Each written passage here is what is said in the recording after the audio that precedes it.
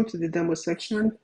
So in this section, I'm going to take you through how, looking at the component I spoke about in the classroom section, we're going to look at all of these components and see how we can come up with this type of a dashboard, and then we'll definitely round up. Right. So like I said, the first thing to do when you're looking into policy compliance with Qualys is that we need to look at the asset component. How do we bring assets? How do we ensure that we get asset into Qualys so that we can run our regulatory standard compliance checks on them? So the first thing to do is to use, we have two options. It's either we can use agent, and then we can use scanning appliances. And it's always recommended that we use both so that we can capture data across the entire estate. So first, let's start with the cloud agent. So I'll go click on and navigate to cloud agent.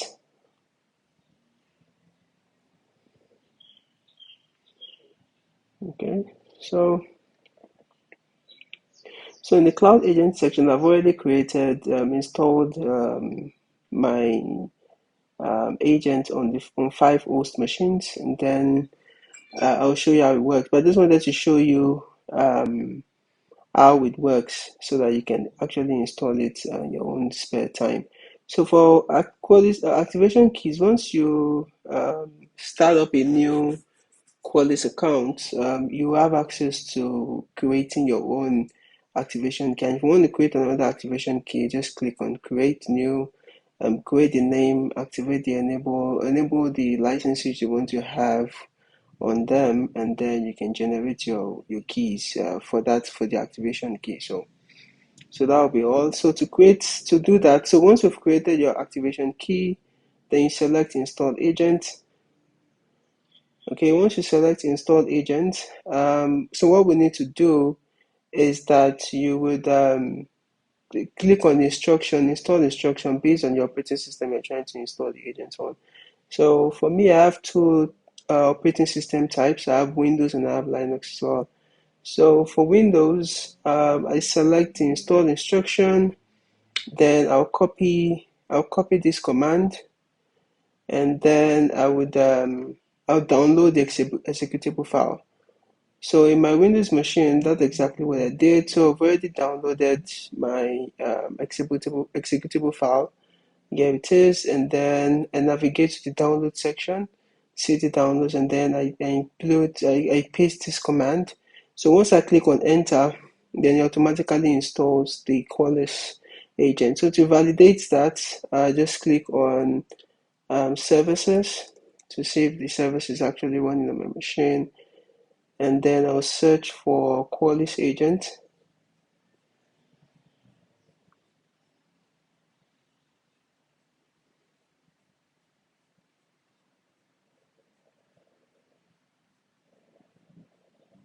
I think we've passed that. Okay, still below. Okay, so Qualys. Yeah, so this is the Qualys agent. So it's actually running at the moment. So it's actually running. So that validates that we've completed the installation of the agent. And then for Windows, for Linux environments, the same thing applies.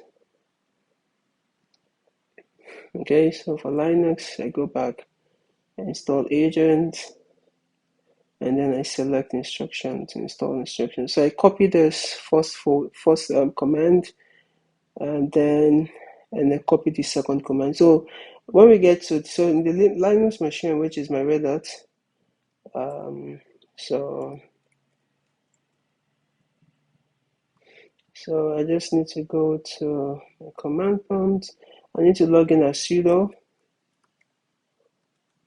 and then I put in my password. Then I've also copied the installer file on this machine, and it's in my download folder. And then I do ls just to show you. So once I paste those commands, so the first thing to do is to paste this first command. Once you allow it to run, then you paste the second command. So this second command will actually connect this Linux machine to the Qualys cloud platform. And that's pretty much how to do that. So for Linux, just to confirm that my service is running, I just do service service Qualys cloud agent, and then I do status.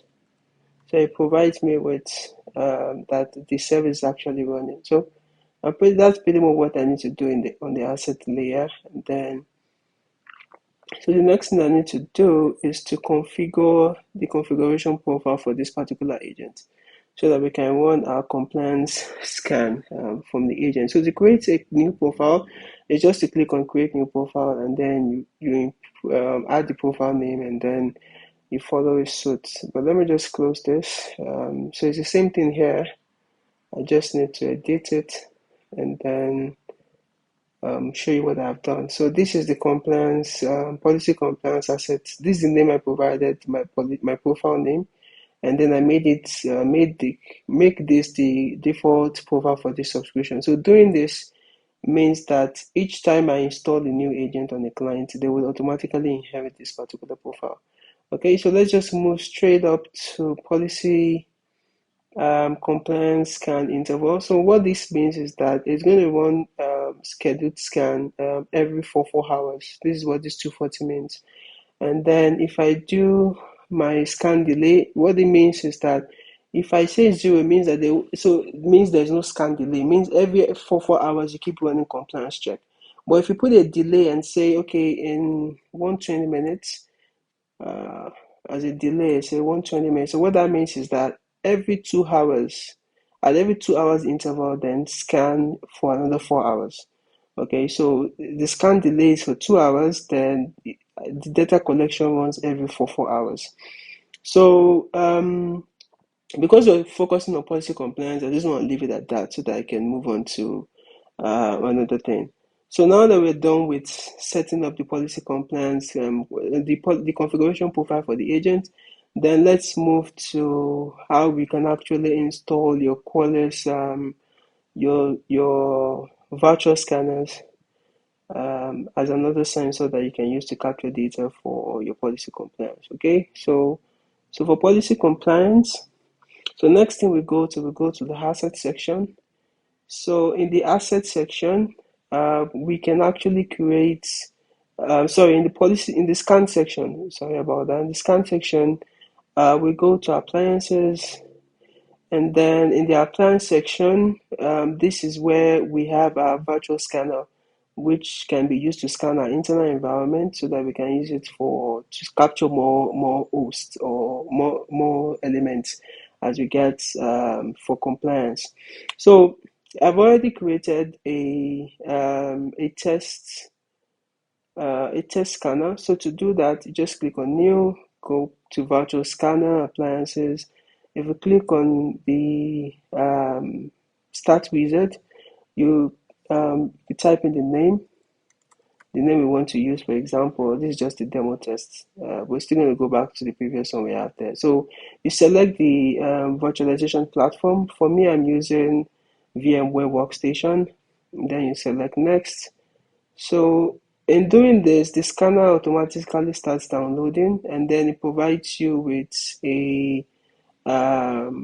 it provides you with a personalization code that allows you to connect that virtual scanner, which is in your on-premise environment, to the Qualys cloud. So for us, we already have that already. And then so to do that, you just need to go to your virtual machine, you select open, and then you select the installer for the virtual appliance, and then you name it. Once you name it, and then you click on import, it automatically imports it, and then you can start the virtual machine. So for me, I've done that. This is the virtual machine, and now it's asking me to impute my personalized the scanner. So I need to impute the code. So the code for me is 301956524785 and 34. So this will automatically personalize the scanner, and then to download the latest software and vulnerability signatures for me to be able to use it. Okay, so while this is ongoing, let's move to back to let's go back to our Qualys environment. So once that is done, it will look exactly like this. This internal scan has already been connected. So let's give it some time. So now that we've set up our appliance and also we've captured our assets, so the next thing we need to do is that we need to start adding assets, IP addresses that we want to get involved in our scanner. So even though you've added your assets, you've installed your scan agents on your asset machines, you still need to add the IP addresses that you want to that needs to be involved in the scan. So the next thing we do is address management, and then we had the IP addresses. So for me, I've added the IP addresses of all of my scan agents that I want to add. So this is the IP address range, but I can just let me just show you how to do it. So it's always best to use the IP tracked addresses, and then you would add the subscription, and then you had the IP addresses. So maybe 192.192.6.168.113.5, for example. So once you've added the IP address, then you need to enable the policy compliance subscription, because if you don't do this, you won't be able, this IP address won't be permitted to participate in policy compliance checks. So that's pretty much how you had assets into it. And once you had your assets, you add your IP address. So it's going to look like this. So the next thing you need to do is to group, is to have asset groups, is to create asset groups, sorry. So when you create asset groups, the reason for asset groups is so that you can actually apply different policies to different asset groups. So for me, I created an asset group, Windows Server Compliance Group, Windows 10 machine, Windows 10 client machine, and then my Linux compliance group. So the reason why I created this compliance group is so that I can implement different policies on each of these compliance group, so that you won't be using one policy across all of your assets. So to create a asset group, you click on new, click on asset group, and then it's always good using naming convention AG, which is the asset group, and then we can name it test, for example.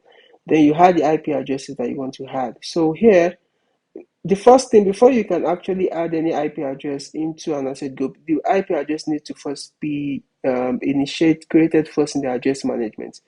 Otherwise, you won't be able to add it. So just select IP addresses from range. Then you select the range of IP addresses here. And then let's just use as an example. Then you select, so DNS, if you want to add DNS name to it, you can, NetBIOS name, domain name if you want to.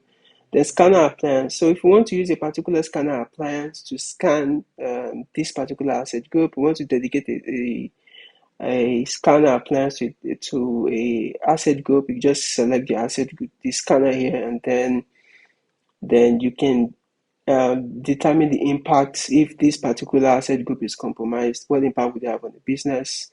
Is it going to be critical, medium, or low? Once you select that, then you can add comment section to it just for easy administration, and then you can click create. So that's how I created my these three asset groups. So let me just cancel. So now that we have the asset groups, the next thing just to look at is the middleware. So these middleware assets are assets that are running agents on them, and then it will verify if they are middleware technology. So in all of the assets that I have, there are middleware technologies, which is Explorer, Chrome, Firefox. So these are all of the applications that are found as middleware technologies. So so you can actually click on each of the assets and then activate middleware assessment. But if you want to ensure that middleware assessment is done automatically, just select the setup. In the setup section, select middleware assessment, and then you select enable middleware assessment by default, and that would apply to all of your middleware assets. Okay, so now that we're done with the asset groups, the next thing we need to look at is, so let's go back to the scans. So for the scans, we need to also we can also create option profile for the scans. So for compliance scan, it's always recommended you have a compliance profile for the compliance scan, especially because you'll be using your scanning appliances to run those compliance scans. So you need this compliance profile. So to create a compliance profile, just click on new, create compliance profile, and it's the same thing here. But let me just show you, edit this, and then we can use that. Sorry, second. Yes. So we click on edit. It's the same process. So we just we title the compliance profile. So this is because it's default, this is the initial name, and then you can make it global as well. Then for the scan, so you can actually specify that you want to scan specific data control types, or you want to restrict your scan to using specific policies. Okay, because you haven't gone through policies, but because of the policies I've created, I can select based on the policies I've created here to scan using the specific policies. But because this is going to be more like a global compliance scan, you can use it, you can select specific scan profile to run specific checks. So this is database control types. So depending on database control types you want to check, you can select any control type that you want to check for. And then also this dissolvable agent, what it does is that it allows you to do more in-depth scanning as regards file integrity, monitoring controls check, and also for the WMI query checks. So this dissolvable agent, you have to enable it before you can access it. So I've already enabled it. If I haven't enabled it, I can click on it will ask me to accept here, and then I'll accept it. So once this, it's more like a service that goes deeper into the operating system and checks for these particular checks. And you can also enable Windows share and enumeration, but it's dedicated more for Windows operating type of systems. And then for the port you want to scan, you can choose the standard port or you can use the targeted port, which is actually recommended by Qualys that you use the targeted scan ports.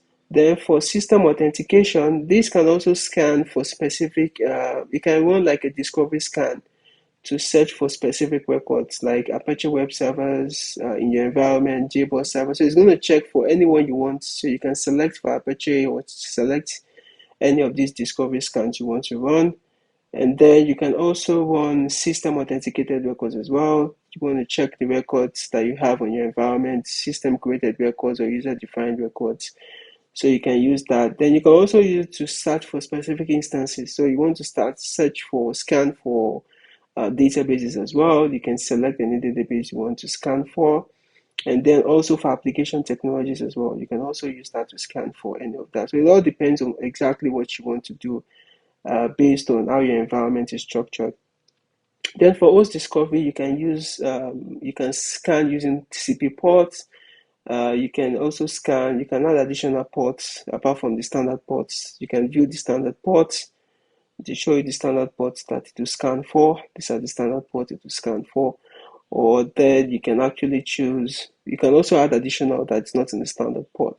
So that's how you can actually create your profile. And one of the best practices in creating profile is that it's better if you create a profile per um, per asset group. So if you're creating a profile, so you can create a profile for, let's say, compliance profile. You can create a compliance profile for, let's say, database environment. You can call it database compliance.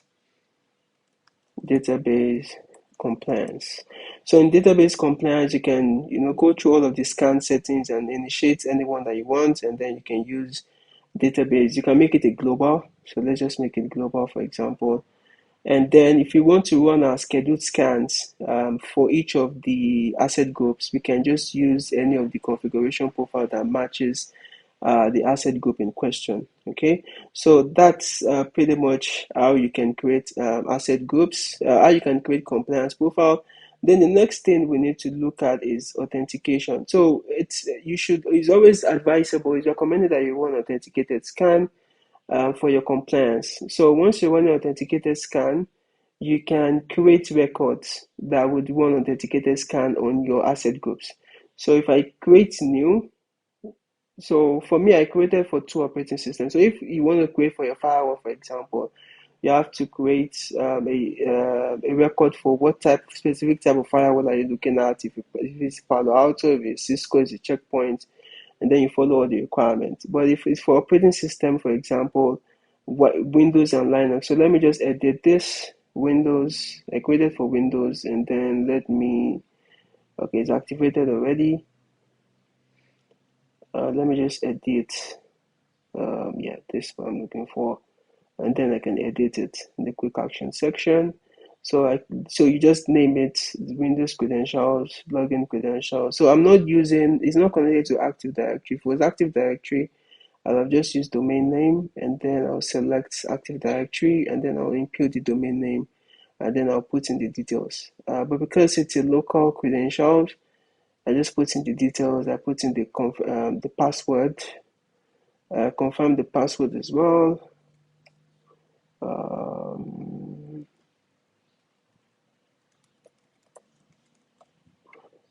Okay, so I just put in the password for my Windows machines, and then I can also include the IP addresses that I want to authenticate with. So I select the IP address. For my Windows machine, let me just select asset groups since I have my asset groups for my Windows machine. So this is going to be my asset groups for my Windows machine. So this for Windows machine, and then I click on, so I can add comments. This is the authentication record for my Windows machine. Authentication record for my Windows machine. Okay, so you can actually put in whatever you want, and then click on save. Okay, so it's going to run that using that those IP addresses, and then it's going to run authentication of those IP addresses. Then the same thing applies for my Red Hat as well. I just need to edit. The same thing applies Red Hat credentials, login credentials. So I put in my username and my password. So let me just put in my password again. Okay, and then I can choose if I want to add private keys, I can add private keys. If I want to elevate this account to a root account, I want to add a root delegation, I just select add root delegation, and then I select sudo, and then I input the password. And then I can also add the IP address. So for me, I'll just select the asset groups, and then I'll choose my Linux operating system, and then I add it to it. Okay, and then I can also add comment here, and then I save. Okay, the password and education did not match. Okay, so let me just save this and then try it again. Then I think we should be fine. Save. Okay, yes, we're fine. So it's going to add the IP address to that. Okay, so you see the IP address has been updated on both sides. So the next thing we need to do again is we can actually schedule compliance scan for our environment. So this is the schedule. So I've already scheduled my compliance scan here using the internal scanner that I created initially. But let me just show you how to create a schedule scan. So you click on schedule scan, and then you name it new scan, whatever you want to name it as, new scan. Then you select the scanner appliance you want to use. So for me, the internal scanner is here, and that's why I'm going to select that internal scanner, and then target host. I'm going to select based on my asset groups. So I can just click all since I have 3 asset groups. So I can select. So, but if you want to select specific asset groups, you can select specific. So you want, let's say for example, you want to schedule a scan for Linux compliance group separately. You want it to run at specific hours. You want Windows servers and all of these asset groups to run at specific hours. So you just need to select separate one asset group per scheduled scan. But in this case, in the demo section, I'm just using all just to demonstrate how it works. But you can also manipulate it to suit your environment. And then we can also schedule. So we can schedule the time, input the time zone, the duration. You might actually want it to pause after specific minutes, or you want to cancel after specific timing. Then you want it to resume manually after you've paused whatever it is. You want it to resume at a particular time, or then you can just leave it that you want it to run daily and you want it to run once a day, or you want it to end after a specific number of times. So it all depends on how you want to structure it. And then you can get notification as well. You can send notification before, maybe a few minutes before it starts, let's say 5 minutes before it starts, and then you can just input your custom message. And then you can also send notification after the scan completes. And if there's a delay, you can also send a notification. So all of this, you will get notified based on what you want to get notified upon. Um, so also the schedule status, which is always activated. So you can deactivate it if you don't want. So that's pretty much how I created these schedule scans. So I've actually created schedule scans for my compliance. Um, so that pretty much so this is a scheduled scan. This is a PC scan that's actually finished. I've already run this before. So if you want to create and like more like an on-demand scan, you want to scan now, you can follow this approach, and then you can just name it test scan, and then you can choose the compliance. You can choose the compliance profile. So if it's for database, like we did, just choose database compliance. The scanner appliance, you can then select your internal scanner. So, and then you can select the asset groups that you want to scan, for example, and then all you just need to do is send a notification once it is done, and then you launch the scan. So this is when if you want like an on-demand scan, but scheduled scan is actually preferable though. So the next thing we need to move into is the policy section. So in this policy section, we set up policies. Okay. So I've already created policies here. So there are four ways, like I said, in the classroom that we can actually in the classroom section that you can create um, policy. So you can create from scratch, you can actually create from library, you can follow all of this approach. But first of all, let me just create from library. So library is actually very much recommended approach because it's actually easier for you to implement that particular to create your policy as fast as possible. So let's say you want to create a policy that has to do with the CIS benchmark, Center for Internet Security benchmark, and then you need to apply it to specific technology. So let's say you want to run it on your Windows machine or your Mac OS, for example. You have Mac operating system, you want to run these policies, you want to confirm that they are compliant with CIS benchmark. So let's just use this as an example. Any of these, and you click on next. So you can activate the policy, and then you can name it, or just you can change the name, or just you leave it the way it is. So for you to be able to identify the policy you're running against your specific asset, and then you can create using library. So it's much more simpler to use libraries because you already have the huge amount of libraries. Qualys offers over 20,000 plus libraries that you can actually use to run your regulatory compliance scan against your assets in your environment. So once you've created that, the next thing we need to do is, so this is the section of that, the CIS benchmark that applies to the Mac OS that you're trying to use.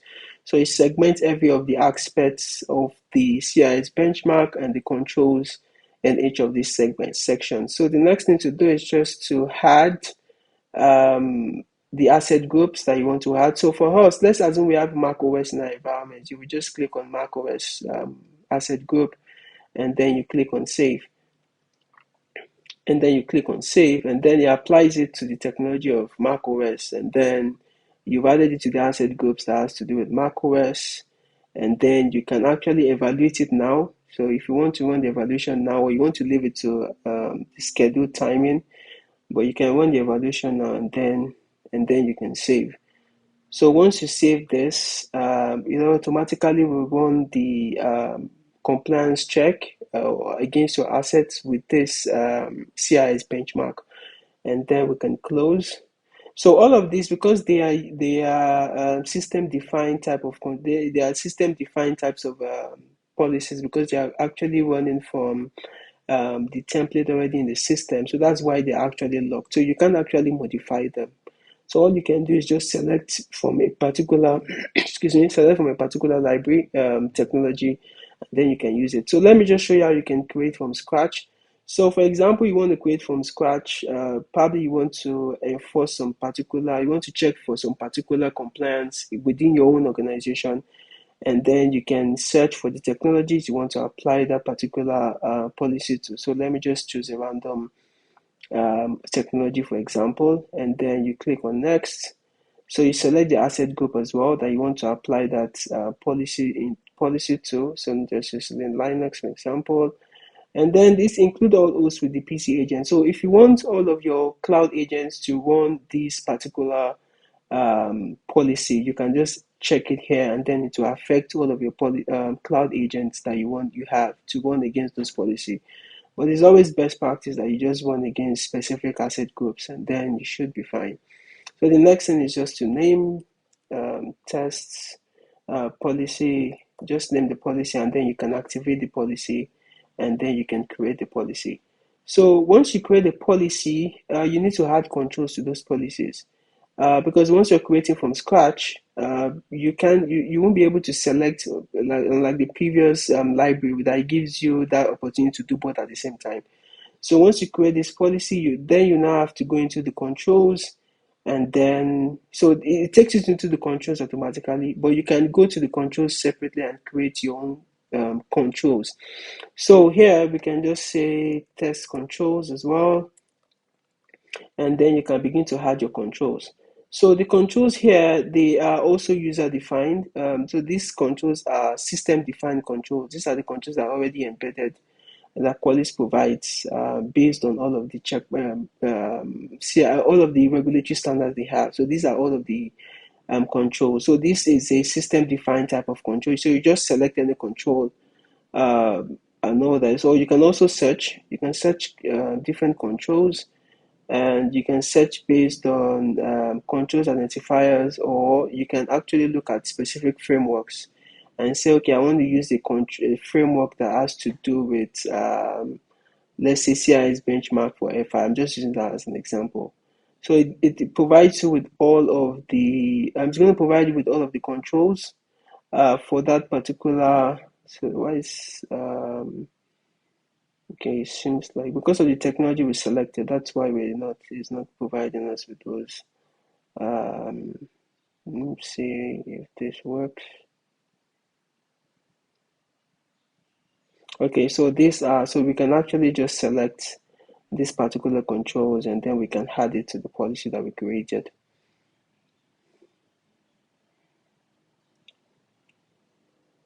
We can add it to that test policy.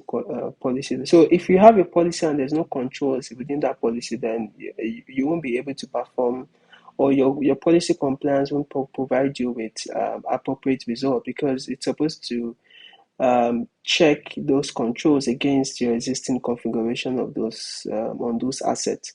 So that's pretty much how that works. So we can evaluate now as well, and then we can save.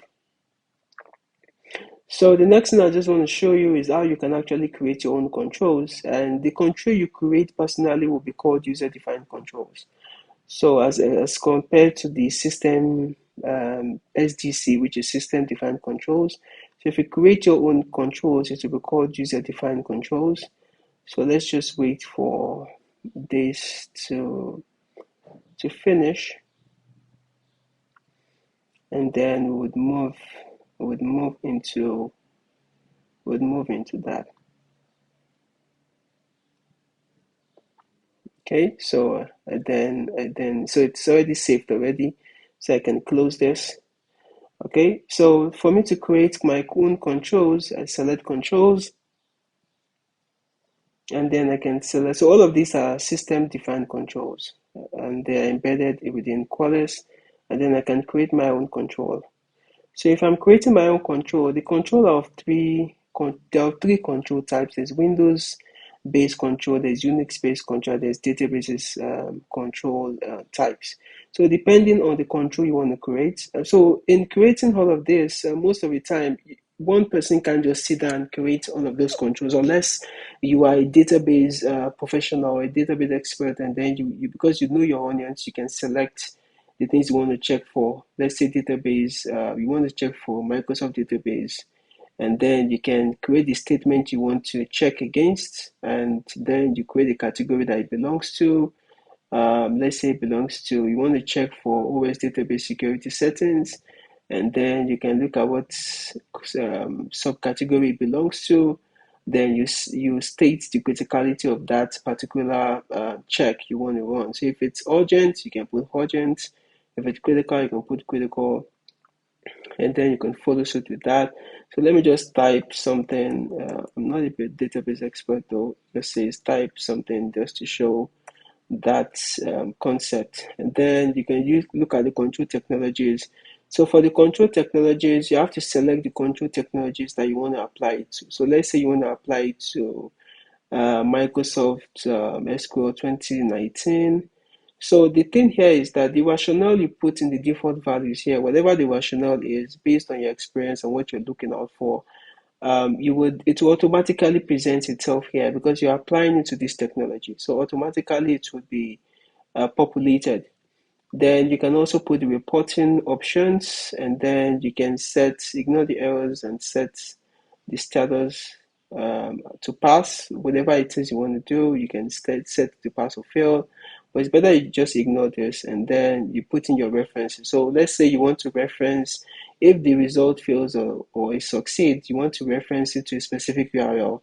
So that's how you can go about doing that. So that's pretty much how you can create your own user-defined controls as regards to adding it to different policies. So for creating controls, if you want to create your own user-defined controls, you have to work with other teams, ensure that you're using the appropriate checks that you want to use. So that's the pretty. So if you want to create your own control, you really must know exactly what you're doing. Otherwise, you could just use import policies from library, and then you can use the CIS benchmarks or any of these regulatory standards that's already in the system. Then you can also look for mandate. So in the mandate section actually provides details as to these are the regulatory standards and the requirement that they offer. So it provides you with all of their requirements, and then you can also create a report based on this mandate. When we get to the report section, I'm going to show you that.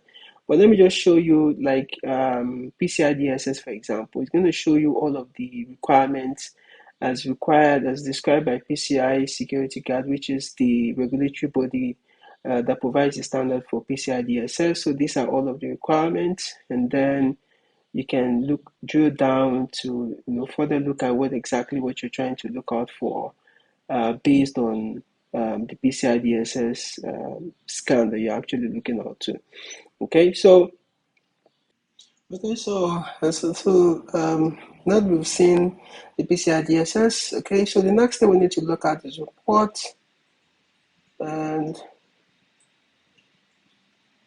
let's go to the report section. So in the report section, you can actually view the policy summary. So the policy summary is the summary of all of the policy that had run in the field. We can look at the evaluated days. So if we select last 24 hours, this will provide data for the policy that I ran. So I ran this CIS benchmark on my Windows server. So it provides me with that detail. So this is a detail of policy that was successful and not. So I could so these are the assets within that asset group, and then I can select 131, for example. So to generate report, and in that report, to provide me with the pass and the fail checks that I ran on that particular asset. While that is still coming, we can also look at the control views. So the control views allow you to actually drill down more into the compliance check. So in the compliance view section, so we can select host OS, and then to allow us to drill down. So let's say we want to check for the Linux operating system, all of the compliance that ran for the Linux operating system, then it would do that. Just hold on a little bit. Okay, so you provide us with that detail. So we can also drill down to for posture that pass. So we can do posture, and then we can select pass, and then to provide us with all of the checks that pass. So these are all of the checks that actually passed. And then if we want to, so we can actually look at refresh them here. So these are pretty much ways you can actually drill down to gather more details as to the checks that passed based on your operating system and the ones that failed. And then for the reports, we're looking at the report the other time, report results. Okay, so this is the report results that we ran for the CIS benchmark for Windows Server. So another thing I want to mention is something we call exceptions. So in the request that actually failed, you can actually create an exception for those checks that failed. So let's say, for example, you want to apply this, you want to create an exemption for these checks, and then you can request for an exemption. So this exception would it will send the request to, you can assign it to any user. So for me, I assign it to the manager, which is myself, and I can say, please, um, please allow exemptions.